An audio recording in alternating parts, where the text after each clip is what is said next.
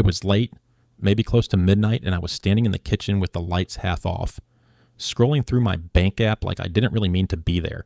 Just tapping, groceries, gas, a couple food orders I barely remembered eating. Nothing dramatic, nothing that screamed problem. That's what struck me. Every charge looked reasonable on its own. Normal, familiar. The kind of stuff nobody warns you about. I remember thinking, if someone else showed me this list, I wouldn't be concerned at all. I'd probably shrug and say, yeah, that's just life. But standing there alone, barefoot on cold tile, it felt heavier than it should have. Not panic, just this low, dull weight. Like I'd been saying yes to things without ever noticing when the question was asked. I didn't feel reckless. I felt tired. And tired has a way of turning decisions into background noise. I used to say yes automatically. Dinner plans, weekend stuff, group things that just kind of appeared on the calendar. Not because I was excited, mostly because it was easier than slowing the moment down. Somebody would toss out an idea, and before I'd even thought about the cost, I'd already agreed. It didn't feel like spending. It felt like keeping the rhythm. And that's how it stayed invisible. 10 here, 40 there. A couple hundred over a weekend that wasn't that bad. I never remember deciding. I just remember paying. At some point, going along became a monthly expense. Not written anywhere, just assumed. I told myself it was fine because it wasn't one big hit. It was spread out, manageable. But looking back, that was the trick. Nothing ever forced me to stop and look at it head on.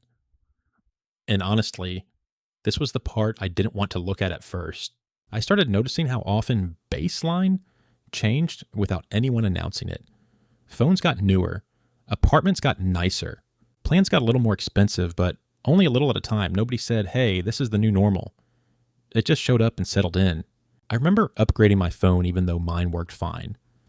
I told myself it was about reliability, battery life, efficiency. But the truth was simpler. Everyone else already had the newer one. Waiting made me feel oddly behind, like I'd missed a meeting I didn't know about. The extra $30 a month didn't hurt. That was the problem. It slid right in. Over a year, that's $360. Over 3 years, more than $1,000. And I can't say it made my life noticeably better. It just kept me aligned, quietly even. Subscriptions are sneaky because they rarely start alone. Someone mentions a show, an app, a service everyone's using. You sign up to be part of the conversation. At first, you actually use it. Then usage fades, but the charge doesn't. I kept a few subscriptions for months longer than I needed to, mostly because people still talked about them. Canceling felt like stepping out of a room mid-conversation, so I let $5 or $10 run every month. That doesn't sound like much. Until you stack a few, 30 here, 50 there, 600 a year to stay loosely connected to things I wasn't even enjoying. I told myself it was harmless, but every time the charge hit, there was this tiny flicker of annoyance I ignored, like my own gut trying to tap me on the shoulder. Food is where it really blends in. Ordering what everyone else orders. Splitting the check evenly, even when you barely touched your plate. Nobody wants to be the person doing math at the table. I wasn't ordering extravagantly. I just wasn't ordering intentionally either. An extra drink because others did. An appetizer I didn't want because it was shared. It felt social, generous, fair. But fairness adds up. If I overpaid by $15 once a week, that's nearly $800 a year. For food I didn't really choose. Sitting there smiling, I felt connected. Later, looking at my statement, I felt something else. Not regret exactly, more like confusion. How did something that felt so small keep showing up so clearly on paper? Trips were the same way. Someone floated the idea. A weekend away? A short flight? Nothing extravagant. And once enough people said yes, it stopped feeling optional. I didn't want to be the one asking about budgets or timing. So I told myself I'd make it work. Flights on the card, hotel split 3 ways, meals out because that's what you do on trips. By the time I got home, I was more tired than refreshed. And the bill kept coming after the memories faded.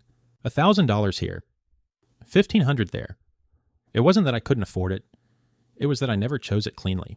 I financed momentum, and months later, when I was still paying it off, the trip felt like it belonged to someone else. Convenience fees felt like the price of not slowing things down. Ride shares instead of buses. Delivery instead of cooking. Same-day shipping because everyone else expected it now. Nobody pressured me directly. The pace did. If you're the only one walking while everyone's moving fast, you feel in the way. So I paid to keep up. $5 delivery fees don't hurt once. But when you do it twice a week, that's $500 a year just to avoid friction. I never labeled it that way. I called it efficiency, time saving. What I didn't say out loud was that I was buying smoothness, paying to not be the one who complicated things. Credit cards made all of this easier, not easier to afford, easier to delay.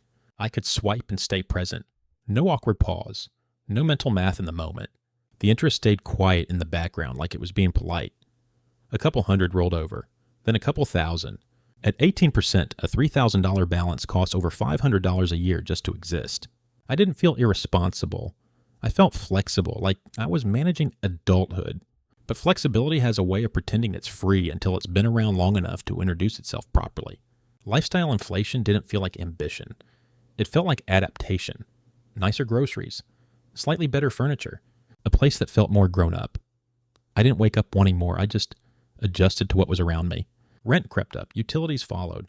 Suddenly, my fixed costs were heavier, but my life didn't feel bigger, just tighter.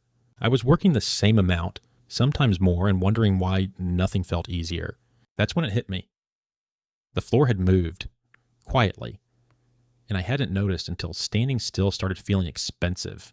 There were routines I stopped questioning. Weekly drinks, standing plans, automatic nights out that felt harmless because they were familiars. $40 here, $60 there. I finally added it up one night, just out of curiosity, around $200 a month, $2,400 a year. That was the moment that sat wrong. Not shocking, just uncomfortable. I remember staring at the number longer than I expected to. This was the part I avoided for a long time. Because once you see it, you can't pretend it's random anymore. Money in groups starts to feel moral. Like opting out says something about you. Cheap. Difficult, not generous. I paid for rounds I didn't want to drink. Covered splits to keep things smooth. It felt like being a good friend. But sometimes it felt like compliance wearing a nicer jacket. I wasn't resentful toward anyone else. I was quietly annoyed with myself. Because I never checked whether generosity matched capacity. I just assumed it should.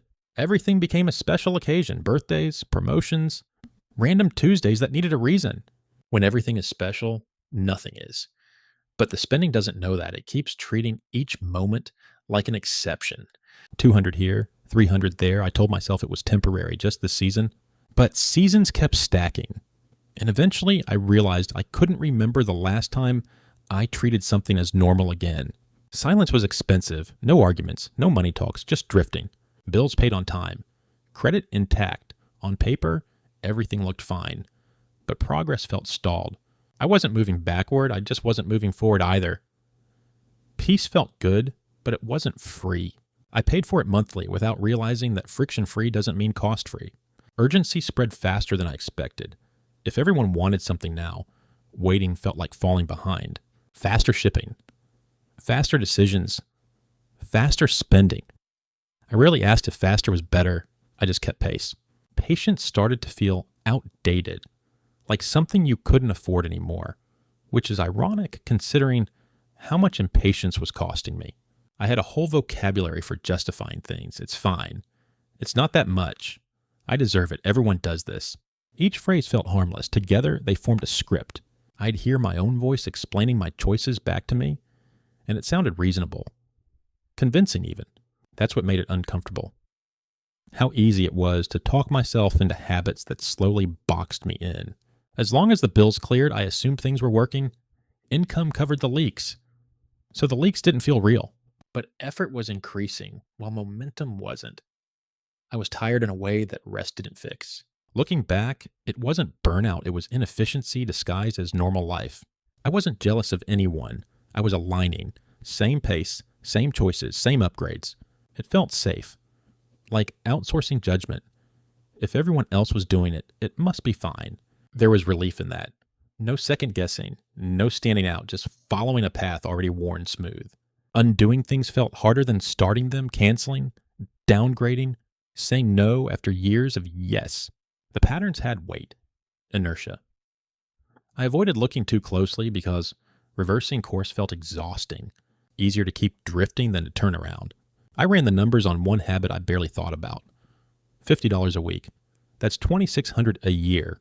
Over 10 years, that's $26,000 for something I rarely remembered enjoying. The math wasn't complicated. The feeling was. Every step along the way had felt reasonable. Seeing the total felt different. Another invite comes in.